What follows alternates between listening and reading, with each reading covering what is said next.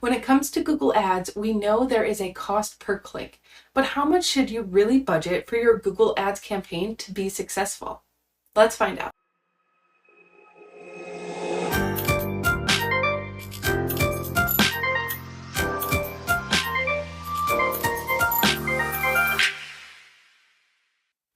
You will hear many different suggested budgets. Honestly, you should be making the decision of how much you spend on your ads. And I want to mention that each industry will have a different average cost per click. So this is just a recommendation. Reach out to me for a more specific budget for your industry. As I mentioned, there is an average cost per click for each different keyword. Within Google Ads, you will set up a daily budget.